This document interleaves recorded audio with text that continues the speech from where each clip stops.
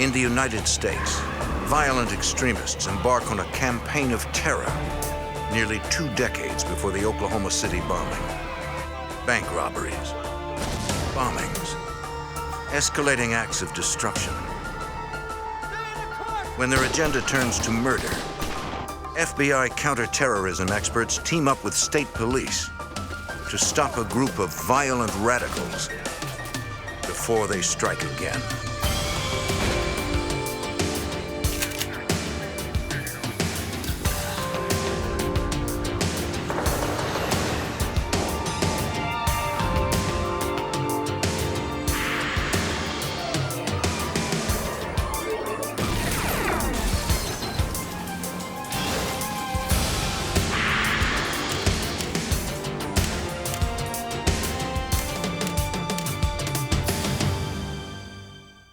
In the 1970s, a string of bank robberies and bombings spread fear and destruction along the East Coast. The FBI faced a new breed of criminal, the domestic terrorists. I'm Jim Kallstrom, former head of the FBI's New York office. For nearly a decade, these self-proclaimed revolutionaries operate underground. Law enforcement vowed to unearth them once and for all.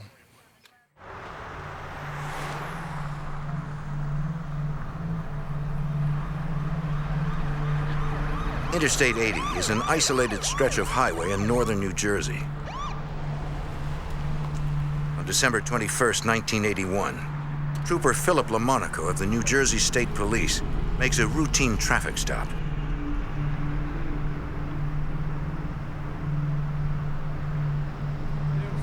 The driver seems nervous. Lamonaco sees that he has a gun. Put your hands up on the steering wheel! Put your license up on the dash! Step out of the vehicle now! Keep your hands up! Back up against the car now! Stay there! Don't move! Just stay there! Got any more weapons on you? Keep stay there! Don't you move! Yes, sir, stay in the car! Stay in the car, sir! Stay in the car!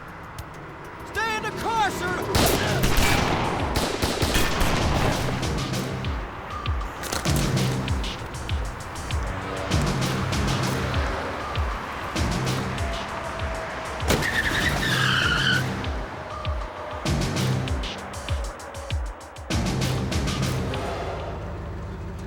A passing motorist spots the empty police cruiser and stops. He checks to make sure everything is all right.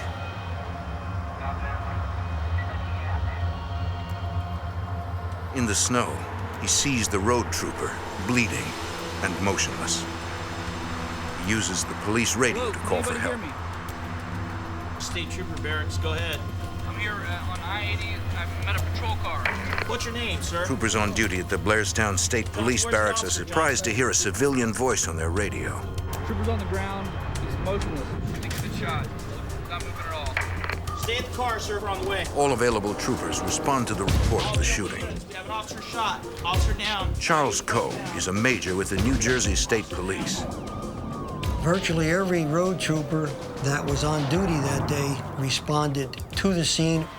We're all basically road troopers to start with. That's where we started from.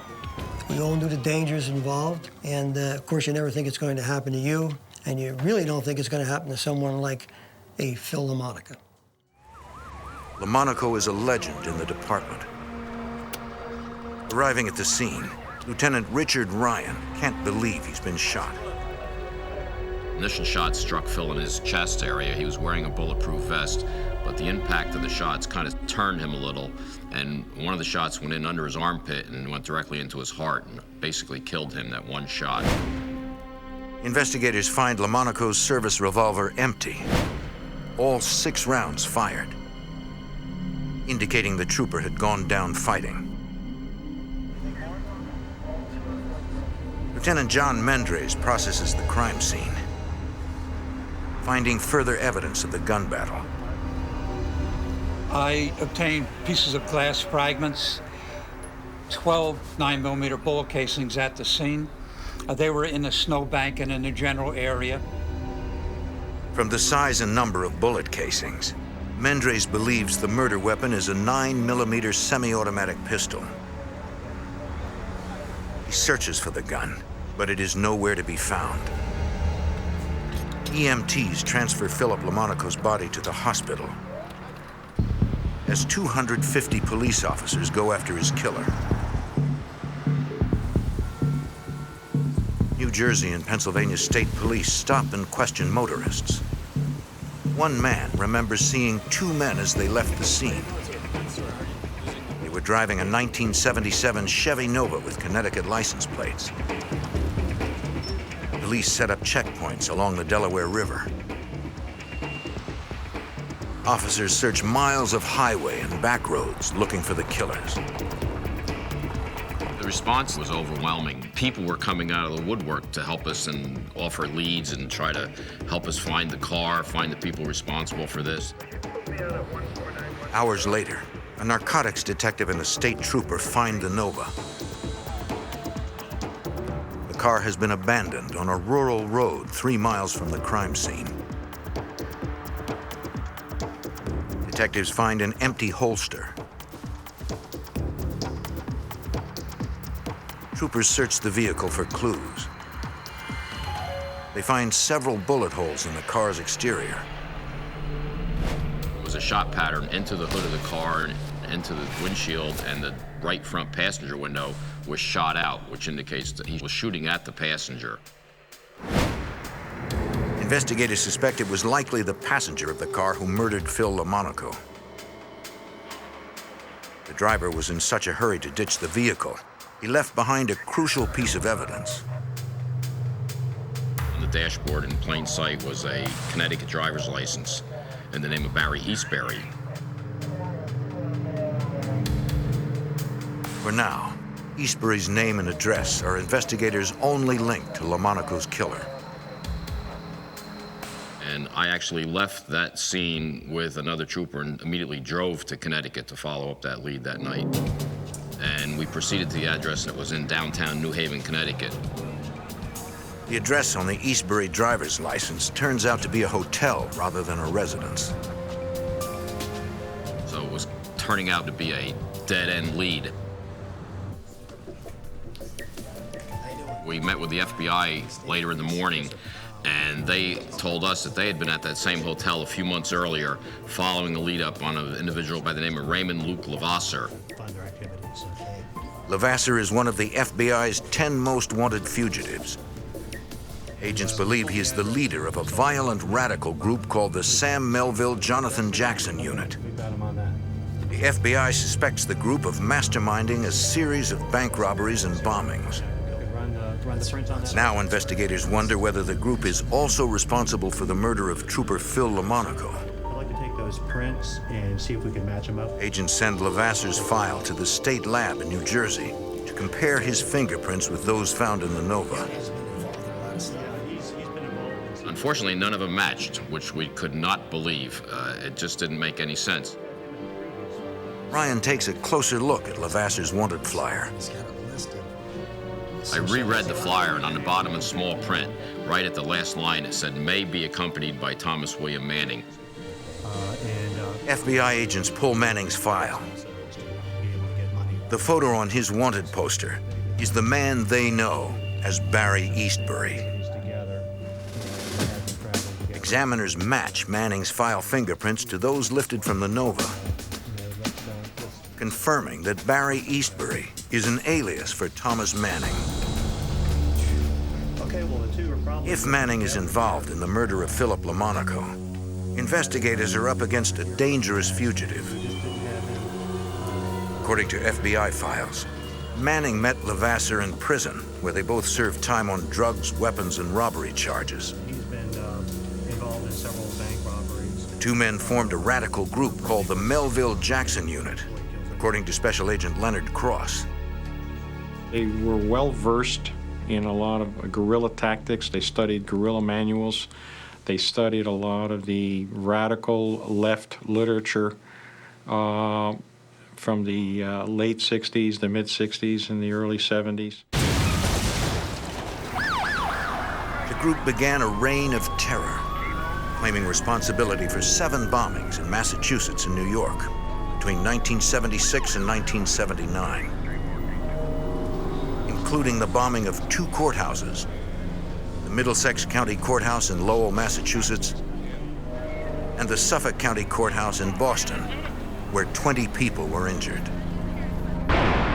According to their propaganda, the Melville-Jackson Unit targets institutions and businesses to protest government and corporate policies they believe are unfair.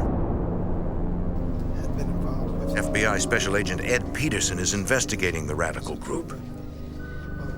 I think they viewed themselves as some champion of the downtrodden, the poor. Actually, they never did anything for the poor, and, all they were committed to were acts of violence. Agents believe the group funds its violent political agenda with bank robberies, carefully planned operations that are executed with military precision.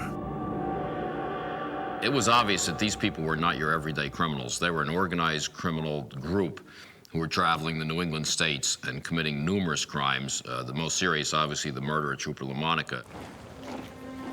On Christmas Eve, 1981, 2,000 law enforcement officers from several states attend the funeral of Trooper Lamonaco. The wave of support overwhelms his wife, Donna. I was just amazed that all the way up, it was a good half mile from the church, cars had started to park to come to the funeral. Phil Lamonaco was one of the most respected troopers in the state of New Jersey. He was a great trooper. He really, really was. And I think one of the main things that made him a great trooper was he really, really loved and respected his job. He was one of the good ones. He was the idol of a lot of young troopers. He had trained a lot of young troopers in the tactics of stopping cars and looking for contraband in vehicles on the highway. Superintendent Clinton Pagano makes Donna Lamonaco a solemn promise. The New Jersey State Police will do everything in their power to bring her husband's killers to justice. I just could see in his eyes the sincerity, and I just knew he would make sure that from that point is where I grew confidence in knowing they're going to get caught. Whoever they are, they're going to be found and they're going to get caught, because he promised me. At a nearby municipal building, New Jersey and Pennsylvania State Police work closely with the FBI to find the men who murdered Trooper Lamonaco. The task force follows up on dozens of leads. Firearms investigators ask gun shop owners in the area if anyone has sold 9mm ammunition to a man named Barry Eastbury. They got a hit in Stroudsburg, Pennsylvania, which is right across the river from the shooting. 3 months earlier, a Barry Easterly, not Eastbury, had purchased 9mm ammunition at a gun shop in Stroudsburg. The name seems too close to be a coincidence. If these were the bullets used in the killing, the 3-month time span is an important clue. We felt that these people resided in this general area. They weren't just passing through. We were working very closely with the Pennsylvania State Police at that time. We notified them about this find. Pennsylvania State Police. 2 days later, the Pennsylvania State Police receive an unusual phone call. They left their dog? A local landlord calls with a complaint. The Pennsylvania State Police was notified by a fellow by the name of Charles Miller, who lived in Marshall's Creek, Pennsylvania, directly across the river in the greater Stroudsburg area. Miller owns several rental properties in the area. A dog has been abandoned inside one of his houses. He's not seen the tenants for nearly 2 weeks. According to Miller, the house was rented by a man named Barry Easterly. SWAT teams converge on the rented farmhouse.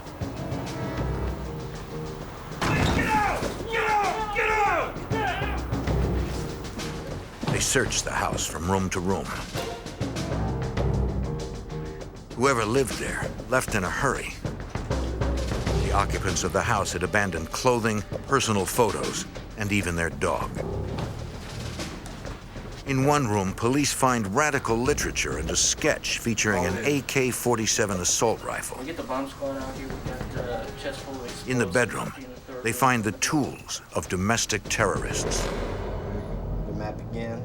We found all types of paraphernalia, information on how to make bombs, bomb-making material. Police also find 9mm bullets, the same caliber that killed Trooper Phil Lamonaco. They believe the rented property is a safe house, where Thomas Manning, his wife and children, lived at the time of the Lamonaco shooting. Everything in this trunk, we've got bomb-making materials. Investigators find documents that offer fresh insight into the radical group's operations. Especially this right here. They apparently were planning to pull a bank robbery in Allentown, Pennsylvania. That's good. We had those schematics. We also found a critique of the bank robbery where several policemen were killed a few years before that. And all of these things they had to leave behind because they left in such haste. In another bedroom, Sergeant Tom Evans finds a small phone book. We began to write down all the phone numbers were in that book. There were no names, there were nicknames, and there was no area code. Police also find a photograph of a man they can't identify. Do you know who that is? Who's this? According to the landlord, the man in the picture lived in the Mannings' guest room. The family referred to him as Uncle David. Investigators wonder if Uncle David was Manning's passenger the night of the shooting, and whether he is responsible for the murder of Trooper Philip Lamonaco. The search for a cop killer evolves into a manhunt for a group of domestic terrorists. A raid on an abandoned Pennsylvania farmhouse yields two important clues: a mysterious photograph and a book of telephone numbers. Dozens of phone numbers are listed. Sergeant Evans of the New Jersey State Police notes that none of them have area codes. Trooper said to me, "Those look like Boston phone exchanges." The next morning, we went to Boston and we started to run down the phone numbers to see who we could come up with. There were at least 100 phone numbers in there. One of them had a little note on it that said rent. How you doing, sir? The telephone number belongs to a company in Boston that rents out apartments. Investigators meet with the manager. Possibly one of your tenants? I showed him the picture. He said to me, "Trooper, I'm sorry, but I hardly ever see these people. They just mail in their checks." It looks like another dead end. The police give the phone book another look. Next to the rental company's phone number, someone has written a figure: $275. So I said to the guy, "Do you have any apartment building or apartments that rent for $275?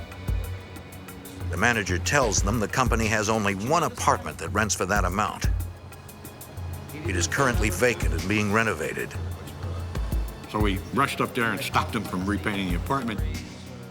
Massachusetts State Police got their forensic people in there. The apartment has been thoroughly cleaned, but investigators find fingerprints in obscure places, on a light bulb, and behind the toilet in the bathroom. The tenant left no forwarding address, according to the building supervisor. So at that point, the guy said to me, "Well, you ought to talk to his girlfriend." At 2 o'clock in the morning, police interview the suspect's girlfriend. Is there any information or anybody that you know? Although she does not tell investigators who her boyfriend really is, she gives them the name of his stepfather. The next morning, Lieutenant Evans drives to the suburbs outside Boston to question the suspect's stepfather. I showed him the picture and he said, "What has Dickie done now?" And I said, "Dickie who?" And he said, "Dickie Williams." We called the command post, gave him Richard Charles Williams' name. They ran that name against the fingerprints that we had, and bingo, it was him. So we had the second person identified. Richard Williams was Thomas Manning's passenger the night Phil Lamonaco was murdered. The violent radical is now wanted as a cop killer. investigators on the case face an extraordinary challenge: finding a group of fugitives who are as elusive as they are dangerous. New England authorities and the FBI join ranks to track down Manning, Levasseur, and Williams. Special Agent Ed Peterson is assigned to assist the New Jersey police in the manhunt. It was really important, as far as the FBI and all of law enforcement, to put them under a magnifying glass and to look at every possible contact, to try to think like they would think, to try and get into that mindset and to understand, what motivated them and where they would look to go. The task force sifts through hundreds of hours of intelligence on the Melville-Jackson unit. According to their files, the fugitives have a history of using different aliases to conceal their identities and various mail drops to hide their locations.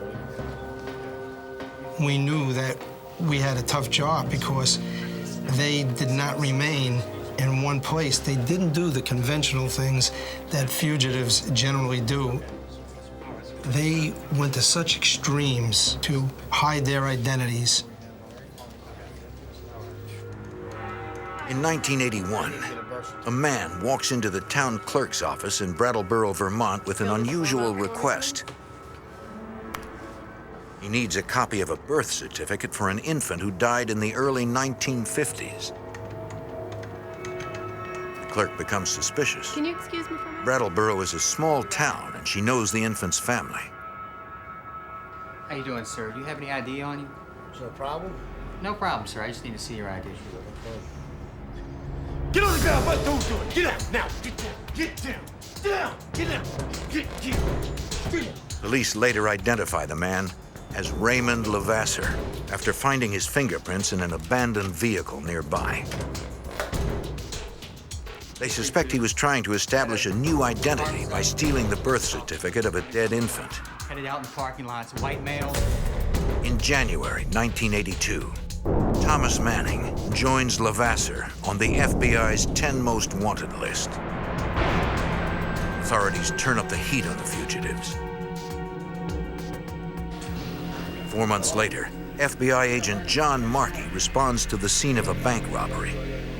Two masked gunmen had stolen $60,000 from a bank in Burlington, Vermont. According to Agent Markey, the precision of the operation points to the Melville-Jackson unit.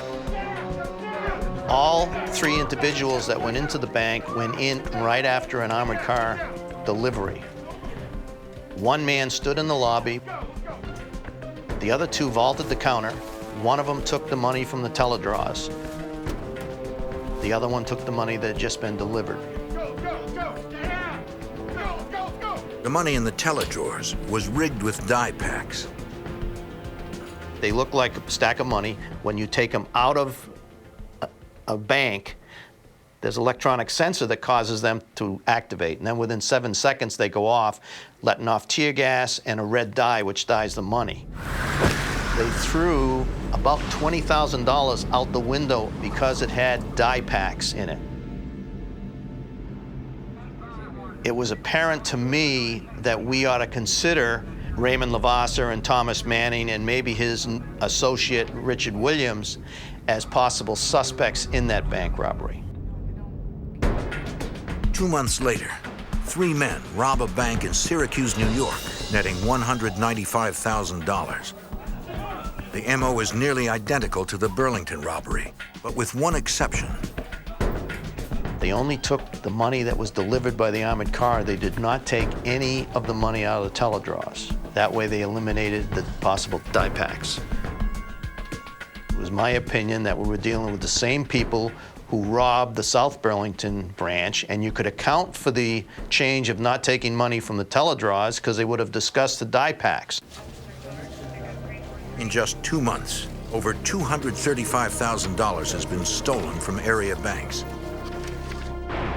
Authorities are concerned that the Melville-Jackson unit is amassing a war chest to finance a new wave of terror. With the threat of more bombings looming, investigators make a difficult decision. They will try to find the terrorists by looking for their children. Pictures of the Manning and Levasseur children are distributed to schools, sport clubs, and pediatricians in the area. Hey, can you take a look at this and just see if you recognize any of these children? That was very controversial. We had a lot of conversations as far as distributing the pictures of the children, because the children were innocent in this. They just were living with the parents. They were 8, 9, 10, 11, 12-year-old kids. Pass them around. Sure. Investigators feel they have no choice. In case somebody knows right. The group is deadly, and lives are at stake. You don't know any of the parents either, do you? Unfortunately, the gamble does not pay off. The fugitives have hidden their children well. Thank you. Thank you. To make matters worse, the gang launches a series of new attacks. On December 16th, police in White Plains, New York, receive a frantic call. An unidentified man has phoned in a bomb threat to a local newspaper. According to the caller, the bomb has been planted in an office building. Fortunately, dozens of employees had evacuated before the building exploded. The blast destroyed nearly every window in the building. Inside, investigators find a communique from a group calling themselves the United Freedom Front. The UFF claims responsibility for the bombing. Agents on the case recognize the UFF's distinctive assault rifle logo. United Freedom Front. It is nearly identical to a sketch they found in Manning's safe house. We actually compared those side by side. And we decided that the logo looked enough, in our opinion, that it was them. We thought that the United Freedom Front, who took credit for that bombing, was in fact the new name for the people involved in the Lamonaco killing. That's not all right. Over the next year, the UFF claims responsibility for 4 more bombings. On December 14th, 1983, they call the press to issue a chilling statement. They intend to destroy the offices of a national defense contractor in Queens, New York.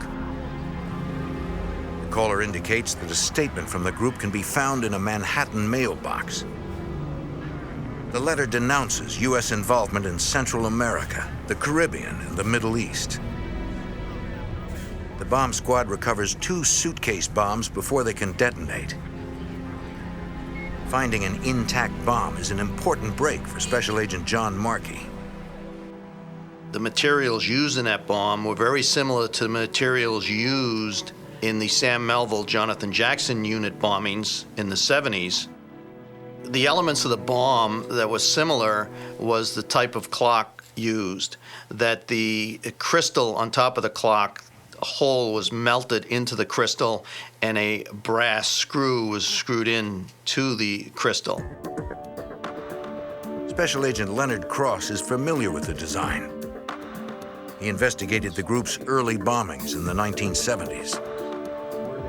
In February 1984, Cross becomes the coordinator of the task force hunting the killers. The investigation into the radical group is now in its 8th year. The terrorists have stayed a step ahead of authorities by repeatedly assuming new identities. Agent Cross and the FBI task force decide to take a new approach. What we tried to do was plot where we knew they had lived, safe houses, where they had bombed, where they had committed bank robberies. So we started putting this all up on a map. Slowly but surely, a pattern emerges. The group's activities are concentrated in a 4-state area that includes New York, Massachusetts, Vermont, and Connecticut.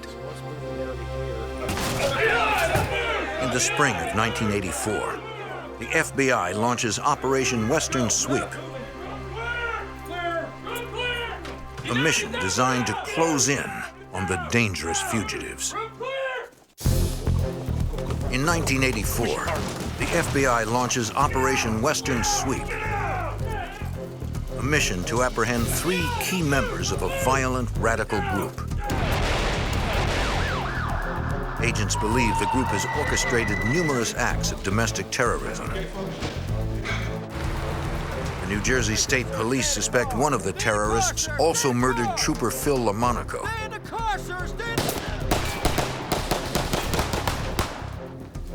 Hundreds of investigators comb areas where the group is known to operate. We had the bombing.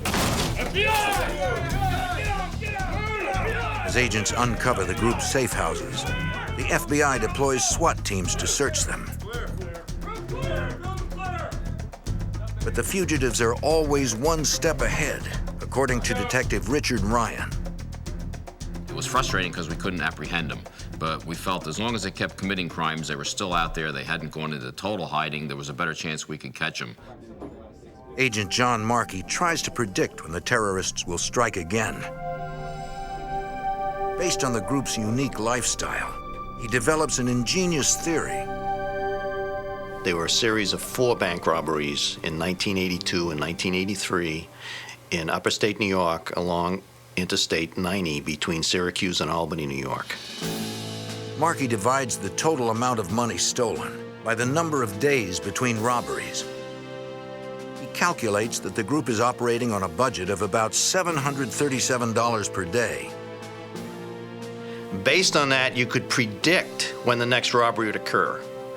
I was predicting that the next robbery would be between June 1st and June 14th of 1984. Markey's prediction is right on target. On June 9th, the gang hits a bank in Norfolk, Virginia. The ammo is familiar. 3 armed men enter the building. 2 of them jump the counter. They subdue bank personnel at gunpoint. Ignoring the cash in the drawers, they grab bags of money that have just been delivered by an armored car service. They did not take any of the money out of the teledrawers. That way they eliminated the possible die packs, bait money, and sounding the alarm. The gang seems to be getting smarter with each new robbery. Investigators need a lead, however small, to break the case wide open. Special Agent Ed Peterson. We knew no matter how good any fugitive thinks he or she is, no matter how good they think they are, some point and some time, they're going to make a careless mistake. In the summer of 1984, the fugitives make that crucial mistake. On August 4th, the owner of a storage facility in Binghamton, New York, contacts the FBI. One of his customers hasn't paid his bill in 2 years. The manager opened the storage unit so he could auction off the contents. What he found inside terrified him. The contents in there included materials on how to make bombs, how to handle firearms training, research on various corporations, and a lot of radical material, and a lot of Marxist-type literature. Agents find bomb-making diagrams in the storage unit. They show a timer assembled with brass screws. Earlier in the investigation, agents found an unexploded bomb with similar brass screws at one of the group's targets. The bomb is designed to detonate a massive bundle of dynamite with a single electric charge. The distinctive design links Levasseur and his gang to bombings all over the Northeast. There are hundreds of pieces of evidence in the storage unit. Investigators follow up on every clue, no matter how obscure. The magazines taken out of the storage bin in Binghamton, New York, at first nobody thought they would be of any value. But an address label on an old seed catalog reveals a new name in the investigation: Jack Horning. Investigators trace the address to Ansonia, Connecticut. According to neighbors, the Horning family moved away years earlier. The trooper that was assigned to this lead felt, again, we have another dead-end lead. However, he continued to interview people in the neighborhood, and he developed a babysitter who had lived a few houses down, and she babysat for the Horning children. The teenager remembers the Hornings well. She tells the trooper that Mrs. Horning was a normal mom. The kids were well behaved. The entire time she worked for the Hornings, Nothing out of the ordinary happened. But then she remembers one small incident. One day she was out with Mrs. Horning and they had a motor vehicle accident. On a hunch, the trooper follows up with the Connecticut Department of Motor Vehicles. He is unable to find an accident report involving a Mrs. Horning. But one report does match the time and location of the incident. The key was that the babysitter was listed on the accident report as a passenger in that vehicle. The name the driver gave police at the time was not Horning, but Himes. This is interesting. Judy Himes' Connecticut license has since expired. It was traded for a New York license in 1980. From Connecticut to Later, the New York license was turned in for an Ohio license. According to DMV records, the Ohio license is still current. Judy Himes' name, along with her address in Columbus, is forwarded to Sergeant Tom Evans. So I called the Columbus Police Department. And I said, what is at that address? And the guy said to me, it's a mail drop. And a mail drop meant that's them, that's their MO, that's what they used. They didn't have mail sent to their homes. Okay, great, let's go.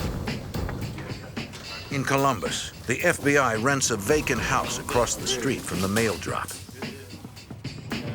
From there, agents can monitor the facility with video cameras. The mail drop is a 24/7 operation, so this was going to be difficult to surveil. On November 3rd, 3.5 weeks into the stakeout, a woman arrives at the mail drop. Investigators visually identify her as the wife of Raymond Levasseur. It's the first time now in probably over 10 to 12 years that any law enforcement agency had any of these people actually in sight under surveillance. So you can imagine how the adrenaline was pumping. The fugitive's wife is law enforcement's only link to the terrorists. Rather than making an arrest, agents follow her, hoping she will lead them to her husband. In 1984, the FBI and a multi-state task force trail a group of domestic terrorists. The violent radicals are suspected of a series of bank robberies and bombings.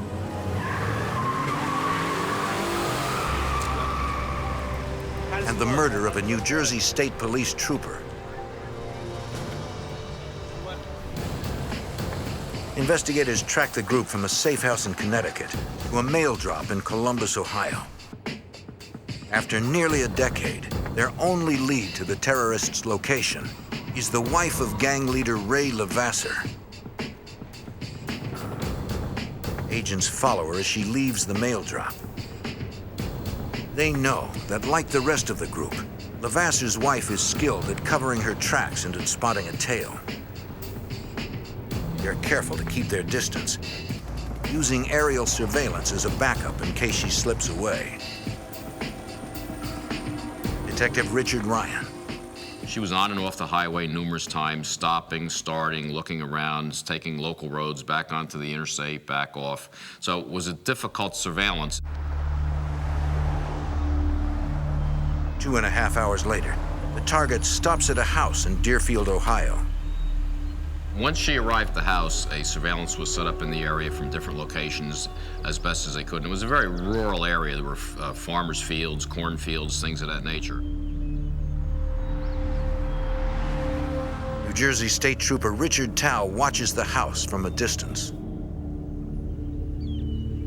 Approximately 20 minutes later, a male subject left the house and got in his car and left the area.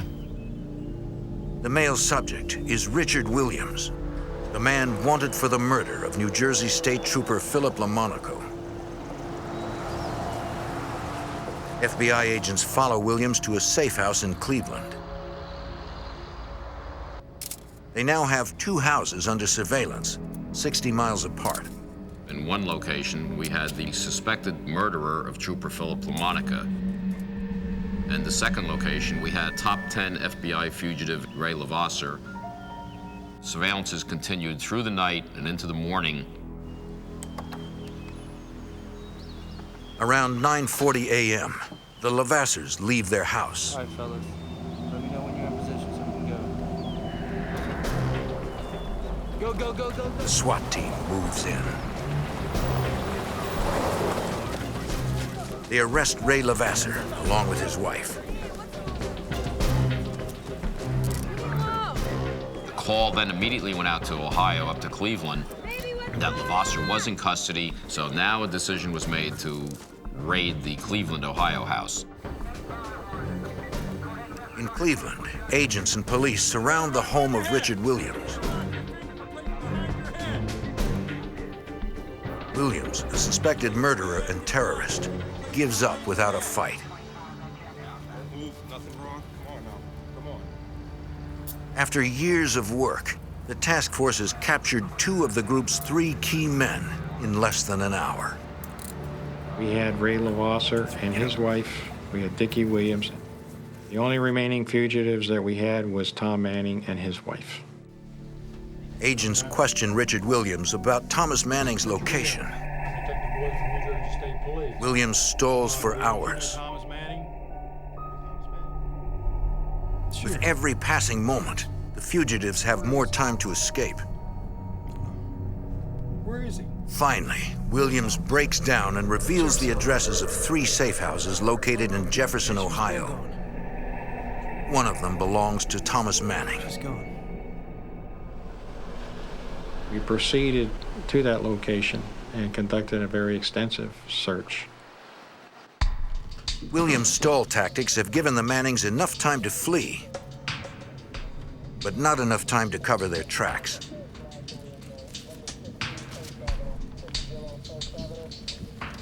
Inside their safe house, investigators find handguns, fake IDs, and $32,000 in cash. They also find a 1,000-page record of the group's activities.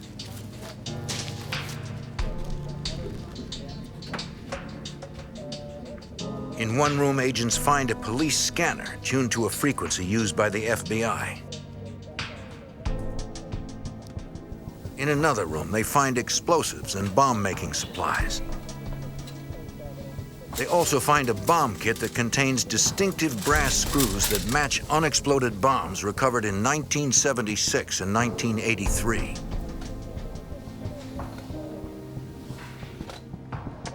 They recover a 9mm semi-automatic pistol. Smith & Wesson. At the FBI forensics lab, technicians analyze the gun.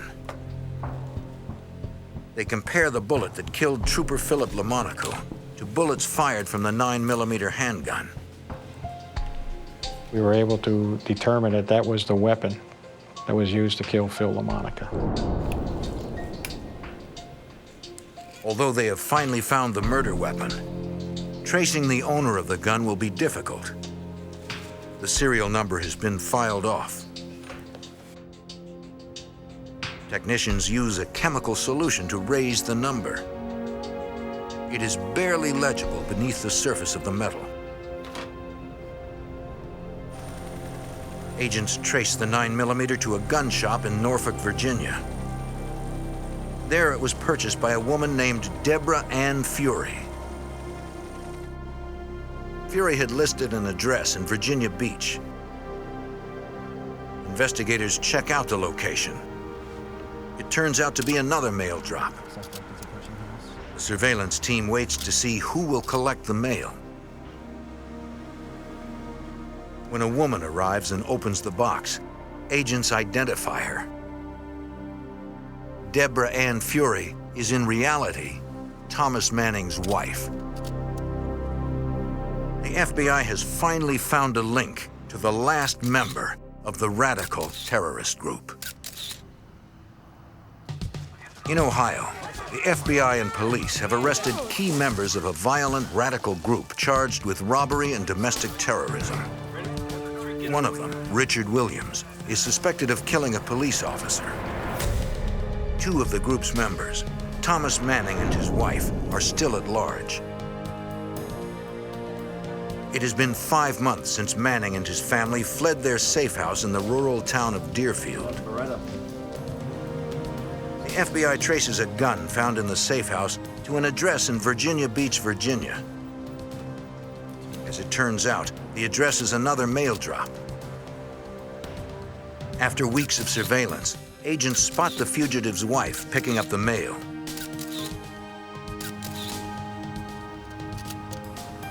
Special Agent Leonard Cross. We knew she had a scanner and should be scanning for police radio frequencies as well as FBI frequencies. We had special radios that were all encrypted that could not be picked up. And the surveillance at this point took us north. Manning's wife leads investigators to a safe house in Norfolk about 20 miles away. They do not want to arrest her until they can be sure her husband is at home. An hour later, investigators follow her to a nearby shopping center. Get out! Get out! Get out! Get out! As an arrest team takes her into custody, Arms out! a second team moves in on the safe house. Manning is now outside, unaware he's being watched. He had no weapons. The decision was made so no one would get hurt. This would be the time to make the arrest. Get out! Get out! Get out! Get out! Get out! Get out! Get out! Get out! Don't resist! Stop it! Stop it! Stop it! Thomas Manning, the last of the terrorists, is arrested in his own backyard. In 1987, Thomas Manning and Richard Williams stand trial in Somerville, New Jersey. Donna Lamonaco, the widow of Trooper Phil Lamonaco, attends the trial. It was very important for me to be a part of the trial. I needed to be there. I needed to know exactly what went on. I wanted to make sure they were the two that killed Phil. The two self-proclaimed revolutionaries are sentenced to life in prison for the murder of Trooper Philip Lamonaco. They receive additional sentences for their roles in a series of bank robberies and bombings starting in 1975. In separate trials, the wife of Thomas Manning is found guilty of conspiracy and sentenced to 15 years.